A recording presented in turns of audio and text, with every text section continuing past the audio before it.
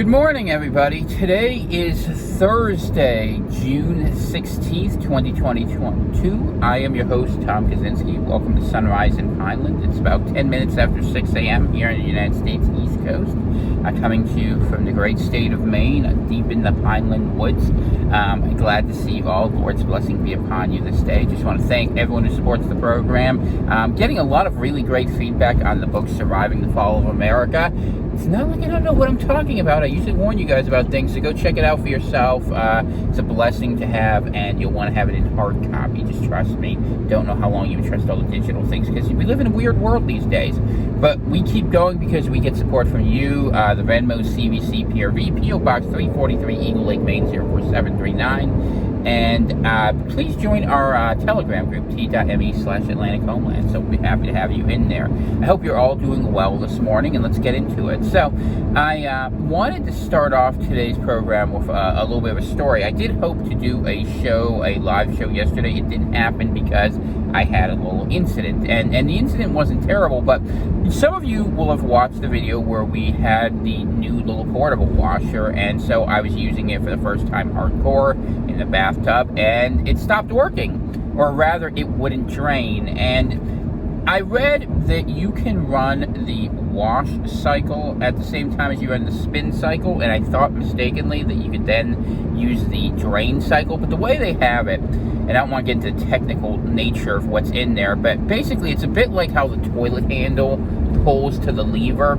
There was a flap in there. It was kind of like a tossed around zip tie that had fallen off, where if you the valve on the drain, because there was a drain from the spin side and there was a drain from the wash side, and if you ran them both, it would pop the drain to being in the wrong position. So what that would do is it would cause the lever to fall off, and it would cause the thing to not drain. So it would just be sitting there with nasty soap water, which I had to deal with and I had to take out. And you know, while we were doing this, the wife was like, oh, maybe we should send it back, maybe we should get replaced, get another one. But what I did was, and even though it was probably a somewhat slightly self-inflicted error based on a misunderstanding on my part, I got in there, I opened it up, and I fixed it. And there's a story here that you in the future are going to need to know how to fix the things around you. Now, mind you, this was a simple mechanical repair, but a lot of people would have given up.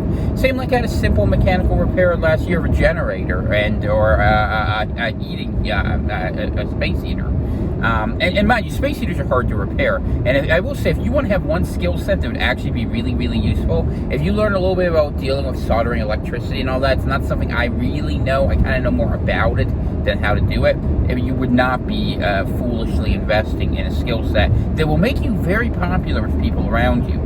Just basic, sort of simple repair of that. But once you get through all the manifolds and you figure everything out, you can fix it. There is a sense of accomplishment, and unfortunately it sucked up a big chunk of my day. But I will say the washer and dryer worked well when operated properly, and you know, as usual, the failure on my part is not reading the directions as closely as I should have.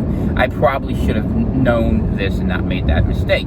But these things happen, and the moral of the story is that if you make mistakes, because you're going to make mistakes, you're going to have to try things, especially in the days ahead, you're going to have to use things in ways you never intended, then you're going to have to learn how to fix things. And so making sure, if you don't have it, whether you're man, woman, city dweller, or whatever, you're going to want a basic tool set. So, you know, make sure you get at least, you know, a couple adjustable wrenches. You're going to want a good hammer. A mallet's a good idea. A Phillips screwdriver, regular head screwdriver, hex screwdriver. I have found a channel lock incredibly useful. It's like a heavy-duty pair of pliers. And then you go from there, you know, how comfortable you feel. You can get the propane torches and things like that are a little more involved. I think a ratchet set is absolutely vital. And these are things you can get cheap. Go to like Harbor Freight or somewhere, or a yard sale, or, you know, you can find them. It's not that hard, you know, for under $30. You can find a tool set that has most of these, and at least it gives you something, you know, to work with. I definitely think that's smart, because there are going to be days to come where you're going to want to fix things. So make sure you get things of all sizes too. You're going to need small stuff and big stuff, and having a little pry bar isn't a bad idea either. But anyway, that's my tip for the day. Let's get into news a little bit. The Fed raised the interest rate 75 basis points. The market had priced this in, so I think the Dow finished up about 1% on the day. But what that's going to mean is that a lot of people who were relying upon debt-based derivatives, credit cards, mortgage purchases are going to quickly be priced out of the market. And the Fed will likely, from what they're signaling, raise the rate another 50 to 75 basis points next month. Basically, what they're trying to do is make the dollar more valuable so that less people will spend it, so that the economy theoretically slows down, so that they're basically decreasing the money supply to bring down cost. But the problem is there's a supply shock involved with this, that inflation is happening because of the money that was printed, but there's a real problem that the economy isn't able to produce its basic needs because we have supply shortages. And if you put those two together, you could very easily have the perfect storm that can take down the whole economy because the pieces won't get to where they need to. Our dependency on just-in-time logistics, the foreign, trade balances, has all sorts of different areas where it could just be devastating. Looking at coal imports for those plants because of all the environmental regulations here. Or I'll give you another example. About half of the world's refined uranium that we actually use in nuclear power plants actually comes from Russia because, it's not something we want to do here because it's nasty. It is nasty, by the way. But they do it, we don't. We rely on the benefits of it without the consequence, And that's the problem. That free lunch we've been eating for a very long time is about to go away. So, you know what? The elites may say let them eat cake, or in this case, let them eat bugs. The reality is the Russians may end up saying let them eat dirt, and that's where we might be. So, if you're growing a garden, that's probably a good thing. Better still to figure out a way to accumulate more goods. Honestly, not people aren't going to give you this advice, but given the shortness of the time and the difficulty involved in the process, if I was giving you the advice directly and you were listening to me, and let's say you had $1,000, I have no problem putting down soil for a garden and trying to learn some skills for this year, but you're probably better served trying to max out your food supply right now, and then getting the tools you need for years in the future. I mean, do a little bit of planting to get your feet in, but don't have this delusion that you're going to be able to grow the amount of food you need to survive on. That takes years and years and years to figure out, and while you should make an investment in learning how to do that, I don't think that that's probably, given the expediency of the moment, the best choice you can make. I mean, and it sounds like a good choice, and it would be a good choice if time was available, but as Poppy once said, baby, your time is up.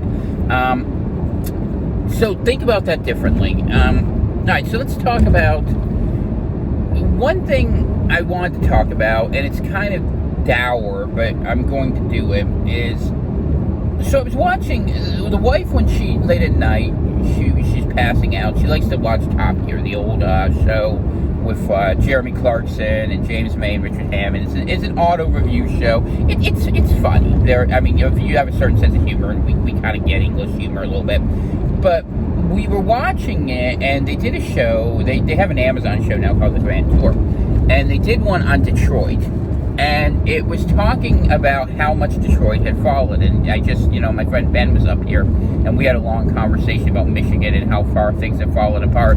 And I looked at that video, the Motown episode, with new eyes, and what I was noticing specifically was that just how far it had fallen apart already in Detroit. And you can say, oh, well, the reason is this and the reason, and we could go through all the proximal reasons. We could go through the 1967 riots, we could go through the demography of it, we could go through crime, we could go through bad government, Kwame Fitzpatrick and all that. I know a little bit about Detroit, but in reality, it's a lot simpler than that.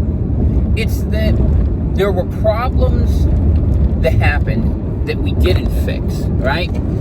And then after we didn't fix them, we went somewhere else and said it will be someone else's problem. And we did that because a lot of policies were put on the people that didn't make sense. Bad policy led to people fleeing, and saying, this is not my problem. I'll let someone else worry about this.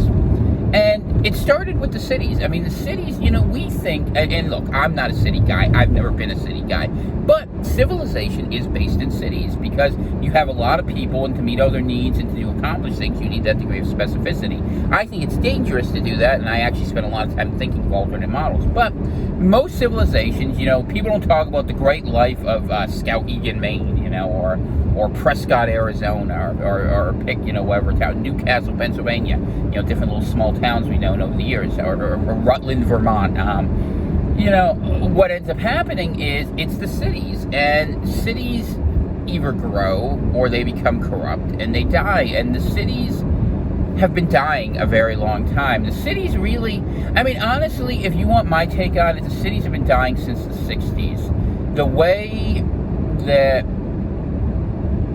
decade's upheavals were handled made people divested, and the policies of building the suburbs didn't help. Like, you look at European cities, okay, because I look at some of them, and they have these neighborhoods where you can't drive, you just walk in, and because they're small, and because the means of transportation are small, they functionally, and in the best cities act this way, they act like little villages. Neighborhoods are like villages, and small villages work. You could have, if you had to have a city, and you wanted it to work, you're much better having a city that's like 20 small villages of 5,000 people on top of each other, where they have rivalries and they have differences, but they also have investment in their small communities, and they know each other. And while it's not an optimal arrangement for certain obvious reasons, nonetheless, it kind of works. And most cities that worked in history worked a lot like that, as opposed to how cities work now, where it's just a center you commute into to work, at least in North America. Europe may be a little different. And then it's peripheries and suburbs that you can go into to live. They have no purpose other than I just live there to go back into work. And because people's lives were so separated from where they worked, people were more than happy to let it go. And even now, people are happy to let it die. The cities that didn't, by and large, were cities that were built long, long ago during different rules, like your Boston or New York or places like that. Whereas even later cities that were in the Midwest or the East don't follow that model. They're still built with that whole flush out plan. But I say this because going back to Detroit, we saw the death all around us, and if you look back at it, we say, how did we get to this point? It's not hard to answer the question. The question is, how couldn't we get to this point? We've been running from our own failures, and I mean that collectively as a society. We can blame individual actors, but the bottom line is, for whatever reason, when things were falling apart, we decided to walk away rather than fix things. And you could say that each of us had no agency to do anything to change it. In fact, we would have been cannibalized.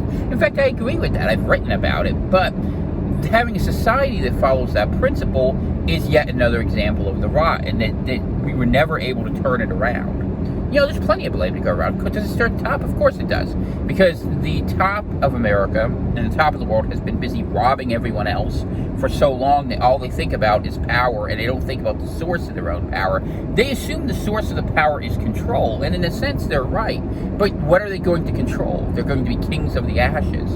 And that's why we call them evil. They don't see they're evil because they see, well, you know what, I might have lost 40% of my assets, but I still have 60%. But that 40% of the assets, how many people is that?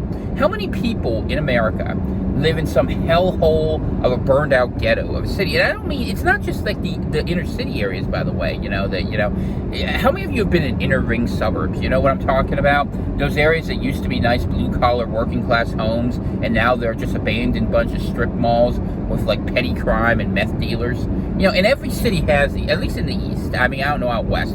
From what I know, from what I hear, it's probably worse out there.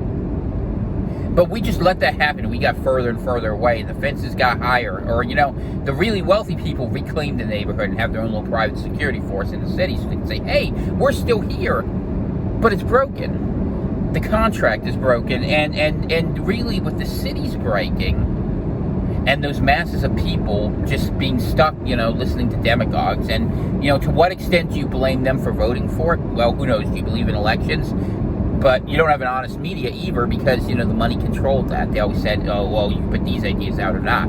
You look at the history of push polling. Go listen. There's an audio book by, what's his name? John Coleman, about Tavistock. You want to see how badly we've been manipulated, like the history of the Gallup organization. All this goes back to before World War I, but you could have an understanding. But it's worth listening to. But the point I'm making today is different. the point I'm making to you is that our civilization has been in collapse. And look, as Pinelanders, myself, I accept this. I'm ready to get to the other side of this, to have a new civilization. That's why I'm up here in New England, hunting for Puritan roots in the middle of nature, trying to figure out what it was, how we reconnected God with nature. Because when the people came here, they had a plan. Everything they built was to be of purpose, to bring us closer to God and have a greater awareness of what we're doing. And that's why I live up here. I've come to realize that's what my plan has led me up here. And wherever your plan leads you, what drives you, figuring out where you need to be and where are people who have those echoes of the past or the creation of a new future. The future will be written according to what people want. And how are we going to survive ahead? Because I'm watching this fall apart in not so slow motion anymore. I'm watching the prices escalate. Like I listened to Mike Adams this morning. Just different states having the electricity rates go up 50%. And what's our government? Oh, it's Putin's fault. No. And it's not all Biden's fault. He's terrible. Don't misunderstand. We've had a succession of terrible leaders. But this goes back before Biden, before Trump, Obama. All of them are responsible. All of us are responsible. Which doesn't mean that idiot doesn't need to be gone. He has no solutions and he's making it 100 times worse. But I don't think you can fix this. I think what you can do is you can maybe have some people walk away. But it might get bad. And so we have to think about how even small towns survive. How you're going to have enough food. How you're going to have enough energy. What are going to be the points of focus. Because the cities, if this really falls off as bad as it could, thinking about it, the odds we're heading towards a balkanization, not even like a civil war, but just where the country stops functioning, have to be contemplated at this point. When I wrote The Coming Civil War, I talked about the possibility of a collapse. And collapse means a lot of different things to a lot of different people. But if I think about it, I think of something that you have a bag of clumpy sugar. And sometimes little crumbles come out one by one, and sometimes big clumps come out. And I think it might be a bit like that, where there are people who will be stuck and have nowhere to go. And I imagine the cities will become gang violence first. And then eventually it'll be sort of maybe like the Mafia was at the turn of the last century, where communities will empower their own sort of syndicates. This is a lot what happened actually in Renaissance Italy, to protect certain neighborhoods. And the people will gladly pay for their protection in exchange for certain goods and services happening once things settle down after the first mass death dies and the survivors are there. Because there'll be order. Nature abhors a vacuum. The suburbs, I think, will be some little communities, but also a lot of places get raided and get abandoned. And the small towns will be like little fortresses on the horizon. And you look at these states, they're not going to help. I mean, what's going to happen a lot of times, like state police, okay, I'll give you an example. Because I know this is the case in Maine. And I suspect it's the case in other places, because from what I hear from people. They're just going to be basically the little bully troops of your governor. If you have a good governor, maybe you'll like him. If you have a bad governor, maybe you won't. But you'll have that happen, and you'll have little local police forces serve little cliques. And small town politics is just as ugly as big town politics. The only difference is how much they can get away with because they still have to live there. But once things get funny enough, if people decide they're in a zero-sum game, don't think things might not get ugly there too. It's something I think about a lot and I worry about, because I look at some of these leaders and our politicians are not leaders.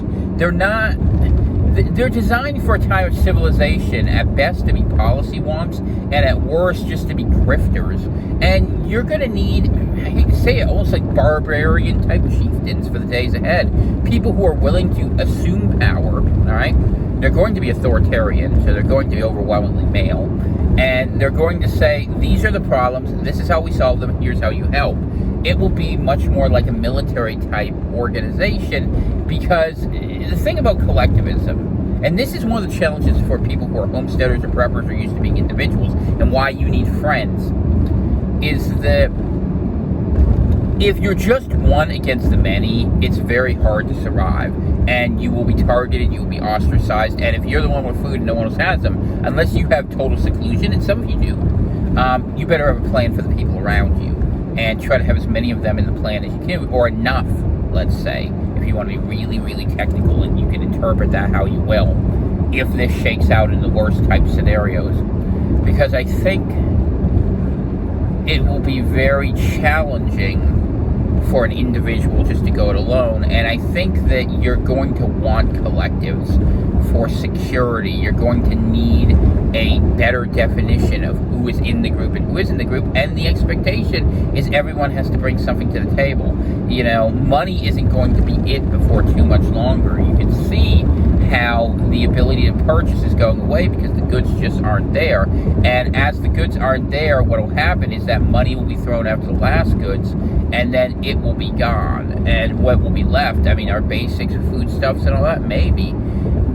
But we make so few things locally, and we are so used to having disposability that the transition to doing things at home or in the community is going to be incredibly painful. And the thing is, it's not hard to see this is happening. Trump sort of hinted at this obliquely by re-onshoring industry. But even, basic foodstuffs, states, the federal government in other countries, too, in the UK, they're paying farmers not to grow. They're paying farmers to build ethanol to burn it as fuel rather than food when there's going to be a famine. It's crazy to me. And instead, if I was governor of Maine, I would be massively putting in a plan to put in a whole bunch of greenhouses or put in something so we could have food security, to massively improve our hydro resources so we could have electricity, or make a deal with Quebec and use some of theirs. They have more enough power, or tidal pools. But they're not even thinking about these problems. They're just thinking, well, let's throw money at the problem. It's going to go away. It hasn't gone away for 60 damn years. This civilization doesn't build anything. It just robs its own past and steals from its future. That's all we do. We're not invested.